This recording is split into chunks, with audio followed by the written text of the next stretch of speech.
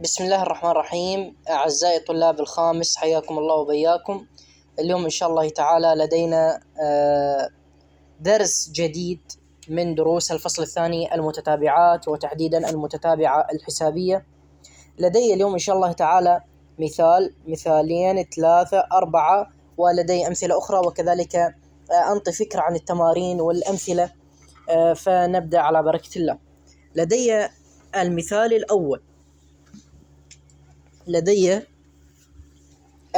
الأول.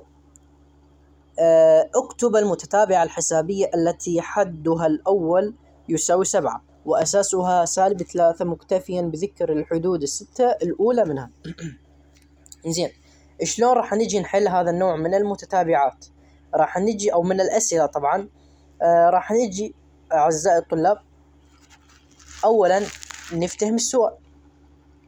اكتب متتابعة حسابية التي حدها الأول 7 وأساسها -3، مكتفيا بذكر الحدود الستة الأولى منها. زين، راح نجي نكتب المعطيات. احنا متعلمين أي سؤال ما نحله إذا ما نكتب معطيات، لأن المعطيات راح تسهل علينا الكثير من الأشياء وتوضح السؤال لنا، مثل ما افتهمنا احنا ومثل ما سمعنا ومثل ما نتيقن إنه وفهم السؤال نصف الجواب. لذلك لازم نفهم. هسه هو ايش طالب من عندي؟ بالسؤال طالب من عندي حد يريد من عندي الحدود الستة ومنطين معلومات المتتابعة. حدها الأول 7 وأساسه 3. راح نقول الحد الأول اللي هو أي يساوي شقد 7، أساسها اللي هو دي يساوي شقد -3. يريد من عندي الحدود الستة الأولى. راح أجي أكتب قانون المتتابعة الحسابية. شلون أعرف إنها متتابعة حسابية وأكتب القانون ماله؟ إيش قال لي هنا؟ قال أكتب المتتابعة الحسابية. وين هذا الشيء ياخذني على القانون مالها، ياخذني على القانون مال المتتابعة الحسابية. لذلك راح أجي أحل. راح أكتب القانون U للN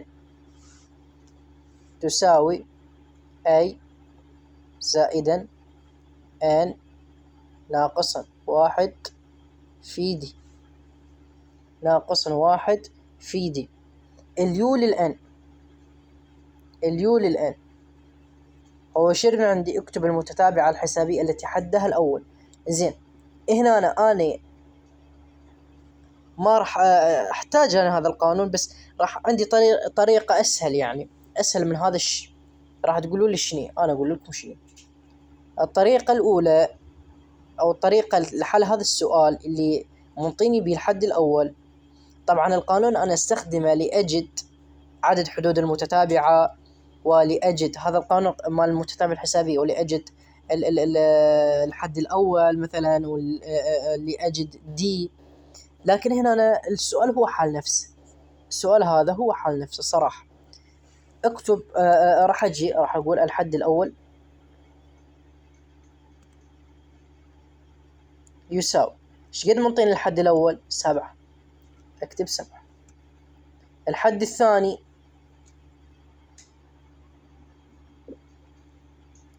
ايش قد منطين الحد الثاني -3. العفو، الأساس. الحد الثاني راح أقول 7 ناقص 3 وتساوي ايش قد 4. الحد الثالث راح أكتب يو 3 أفضل، يساوي لي 4 ناقص 3 ويساوي 1. الحد الرابع يساوي 1 ناقص 3 إشارة الكبير وأطرح -2. الحد الخامس يساوي -2 -3 وتساوي لي -5.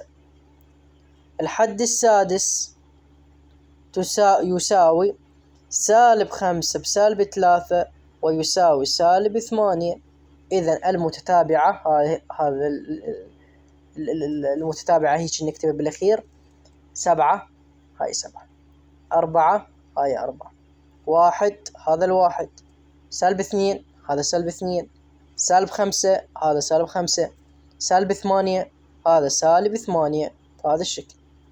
انزين، راح نجي هسه أنا أعزائي الطلاب بعد ما كملنا حل المثال الأول راح نجي أو راح ننهي المحاضرة هذه، ونبدي بمحاضرات أخرى إن شاء الله تعالى، حتى ما تكون عليكم المحاضرات طويلة، وحتى ما تبزعون أو تملون من طول المحاضرات.